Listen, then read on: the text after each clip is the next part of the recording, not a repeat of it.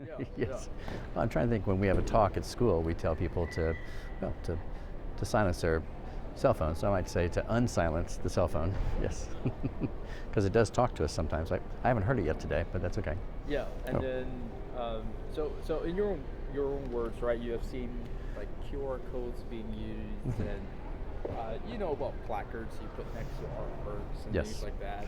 Yes, yes. How would you describe the xEarth system that you saw last time and today? Well, and it's exciting because they exist in the same space we're in. They're not just on the wall. You can look around and you can sort of see them physically in the space as you move through it or rotate, and then you can explore each one.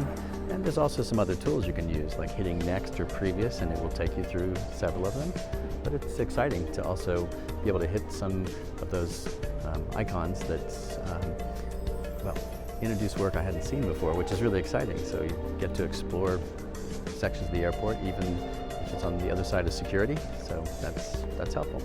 And I was fortunate because I already had the app on my phone, but I was excited to hear that people can now download that app when they're here, and once they download it, if they will unsilence their phones, they'll be able to get some language from the artist, and hopefully from you too. But and well, when you do select something to review, and then you can read about it. But it's really exciting also to hear from the artist. And, well, I hope I'm framing that correctly, but that was exciting. And, Yeah. Yes. And then you can actually, you also have to do look around because it is Yes. spatially positioned around you. So. It's true, and it was exciting too, because I remember, well, last time we were here, looking around and looking down and sort of understanding the artwork that's downstairs below us, which was really exciting. That you can sort of experience everything in here, and then you can go look at it in person too, which is exciting. What it does is it's really immersive for the community, for the guests here, the audience, and with the QR codes it's okay, because if you see something you can walk up and scan it, but here it can actually invite you to artwork that maybe you haven't seen yet because it's not directly in front of you, but it'll invite you into other spaces, which I think is really exciting. And it's been amazing how the airport has been so committed to having the arts here, and I've always liked that idea that they created this not just as an airport, but as a destination. So people come here to look at the work, and they come here for events, and that's special. And it is a really amazing airport too, but I think it's exciting that people do think of the airport as a destination, not just as an airport. So I think they did a great job there. Thank you. And I know I'm like asking as Xpera because that's who I represent, but in your opinion, how has Xpera done work with you, and what has your experience been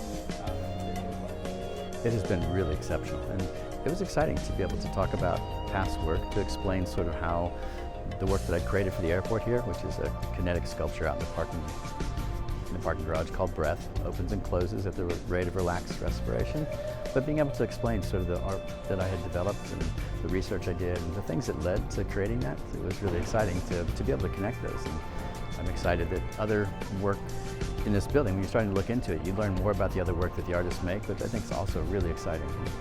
So that makes this, it is sort of like a gallery space, but it's also become like a museum space, and it's really special.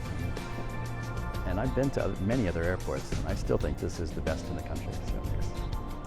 So my name's Greg Hull, and currently I am the Dean of the Herron School of Art and Design, which is in IU Indianapolis. I'm also a commissioner on the Indiana Arts Commission, which has been really special. I've been in both those roles since, well, for about 6 years, a little over 6 years now. And, well, I've been a faculty member at the Herron School of Art and Design since 1998, where I've taught sculpture during that time.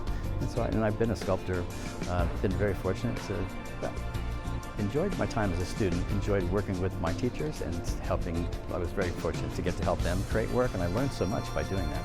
I was really excited we were able to create an opportunity to provide that kind of experience and knowledge, and not just for one student, but for every student to develop a proposal. They all got to see behind the scenes, they all got to have a really positive professional experience, which will help them as they move forward. Very grateful to the airport for helping support that as well, which has been really special. It's nice.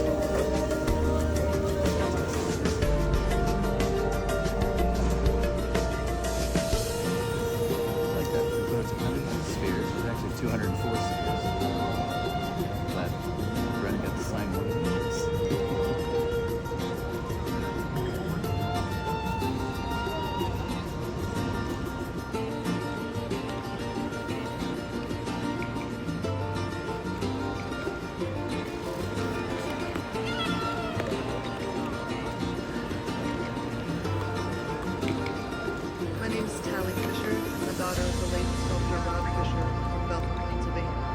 shortly after being awarded the commission for